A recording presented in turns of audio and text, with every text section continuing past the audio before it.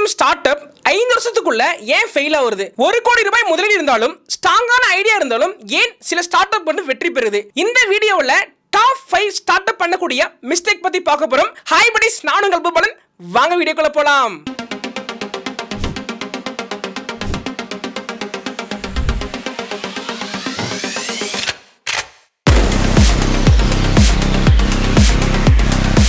First mistake, wrong market ரிசர்ச்சிங்க. மக்களுக்கு தேவையில்லாத ப்ராடக்ட்டை மார்க்கெட்ல லான்ச் பண்ணும்போது நம்மளுடைய ஸ்டார்ட் அப் தோல்வியடையுது என்பது உறுதிங்க. மார்க்கெட்டை ரிசர்ச் பண்ணாமையே நிறைய ஸ்டார்ட் அப் பார்த்தீங்கன்னா மக்களுக்கு தேவையில்லாத ப்ராடக்ட்டை வந்து மார்க்கெட்ல லான்ச் பண்றாங்க. எக்ஸாம்பிள் பார்த்தீங்கன்னா ஜொமேட்டோ, ஸ்விக்கிங்கிற ஒரு பெரிய ஃபுட் டெலிவரி ஆப் நடுவுல 20 ஓலா அப்படிங்கிற ஒரு ஸ்டார்ட் அப் பார்த்தீங்கன்னா 2015ல வந்து ஆரம்பிச்சாங்க. ஒரே வருஷத்துல பார்த்தீங்கன்னா தோல்வி அடைஞ்சிட்டாங்க.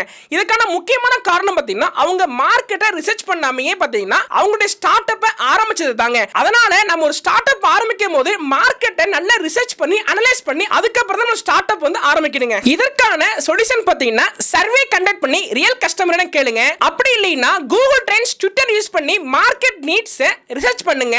இல்லைன்னா புரோட்டோடைப் டெஸ்ட் பண்ணி ஃபீட்பேக் வாங்குங்க. Second mistake, poor cash flow management, அதாவது தவறான பணப்புழக்க மேலாண்மைங்க. ஒரு பிசினஸ் நம்ம ஸ்டார்ட் பண்றோம்னா நம்ம கையில பணம் இல்லாம எந்த ஒரு பிசினஸ் பத்தி நம்ம ஆரம்பிக்க கூடாதுங்க. எக்ஸாம்பிள் பாத்தீங்கன்னா ஓஆர் ரூம்ஸ்ங்க. OR room start up company ஆரம்பிச்சு சில வருடங்களே பாத்தீங்கன்னா கேஷ் வந்து பர்னர் பண்ணி க்ளோஸ் ஆகிருச்சுங்க. இதற்கான சொல்யூஷன் பாத்தீங்கன்னா ப்ராஃபிட்டுக்கு முன்னாடி எக்ஸ்பென்ஸ் அதிகமா இருக்க கூடாதுங்க. ஸ்டார்ட் அப் ஆரம்பிக்கிறதுக்கு முன்னாடி நம்மளுடைய கையில வந்து எமர்ஜென்சியா ஃபண்ட் எப்பவுமே வச்சிருக்கணும். Unnecessary office space, unwanted hearing வந்து ரொம்ப அவாய்ட் பண்ணிக்கணுங்க. மூணாவது மிஸ்டேக் பார்க்கலாம், வீக் பிசினஸ் மாடலுங்க. நம்மளுடைய பிசினஸ் வந்து ப்ராப்பர் ரினியூவல் இல்லைன்னா கண்டிப்பா லாங் டர்ம்ல பார்க்கும்போது ஃபெயில் ஆயிருங்க. எக்ஸாம்பிள் பாருங்க, ஃப்ரீ சார்ஜ், ஆஸ்க் மீ, பஜார் போன்ற ஸ்டார்ட் அப் கம்பெனி பாத்தீங்கன்னா எந்த ஒரு ப்ராஃபிட் இல்லாம பாத்தீங்கன்னா ரன் பண்ணிட்டு இருந்தாங்க. பேடிஎம், பிளிப்கார்ட் கம்பெனி மோஸ்ட்லி அவங்களுடைய பிசினஸை பர்ஃபெக்ட்டா பிளான் பண்ணி வச்சிருப்பாங்க. இதற்கான சொல்யூஷன் பார்க்கும்போது ஸ்டார்ட் பண்றதுக்கு முன்னாடி நம்மளுடைய ரெவென்யூ பிளானை முன்னாடியே நம்ம ரெடியா வச்சிருக்கணுங்க. சப்ஸ்கிரிப்ஷன், ஆட்ஸ், அஃபிலியேட்ல இன்கம் ஸ்ட்ரீம்ஸ் வந்து நம்ம கரெக்ட்டா பிளான் பண்ணி வச்சிருக்கணுங்க. ப்ராஃபிட்ல ஃபோக்கஸா இருக்கணுங்க. நாலாவது மிஸ்டேக் பார்க்கலாம்,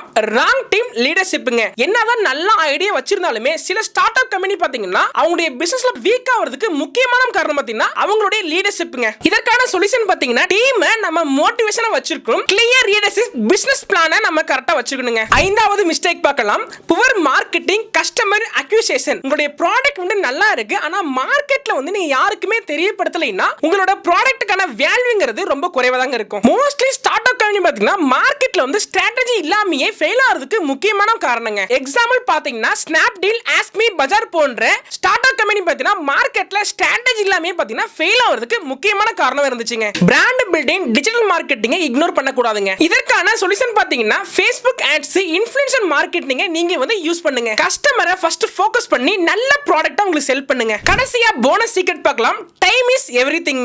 இந்த டைம் மேனேஜ்மென்ட்டை கடைபிடிக்காத சில ஸ்டார்ட் அப் கம்பெனி பாத்தீங்கன்னா மோஸ்ட்லி ஃபெயில் ஆகுதுங்க. நெட்ஃபிளிக்ஸ் 2000ல இந்தியாவுல லான்ச் பண்ணி தான் அது ஃபெயில் ஆயிருக்குமா? டிமானிசேஷன் போதும் கூட பேடிஎம் வந்து ரொம்ப சக்சஸ்ஃபுல்லா இருந்துச்சுங்க. ஒரு பிசினஸ் ஆரம்பிக்கணும்னா டைம் மேனேஜ்மென்ட் ரொம்ப ரொம்ப இம்பார்ட்டன்ட்ங்க. அது மட்டும் இல்லாம மார்க்கெட் ட்ரெண்ட்ஸ் அலைன் பண்ணி வச்சுக்கணுங்க. இதற்கான சொல்யூஷன் பாத்தீங்கன்னா மார்க்கெட்டை அனலைஸ் பண்ணி கரெக்டான நேரத்துல நம்மளுடைய பிசினஸ் ஸ்டார்ட் பண்ணுங்க. கவர்மெண்ட் பாலிசி, கன்சியூமர் பிஹேவியரை அப்சர்வ் பண்ணுங்க. தவறான நேரத்துல எந்த ஒரு பெரிய முதலீடும் பாத்தீங்கன்னா நம்ம வந்து ஸ்டார்ட் அப் கம்பெனிக்கு போடக்கூடாதுங்க. நான் சொன்ன இந்த 5 ஸ்டார்ட் அப் ஃபெயிலியர்ஸ் நீங்க அவாய்ட் பண்ணா கண்டிப்பா நீங்க ஒரு ஸ்டார்ட் அப் கம்பெனி ஆரம்பிச்சு வாழ்க்கையில வெற்றி பெற முடியுங்க. இந்த வீடியோ பிடிச்சிருந்தா லைக் பண்ணுங்க. இதே மாதிரி பிசினஸ் வீடியோக்கு மறக்காம நம்ம யோகம் ட்ரெண்ட்ஸ் சேனலை சப்ஸ்கிரைப் பண்ணுங்க. அடுத்த ஒரு சூப்பரான வீடியோவில் பார்க்கலாம். அதுவரை நான் உங்கள் பூபாலன்.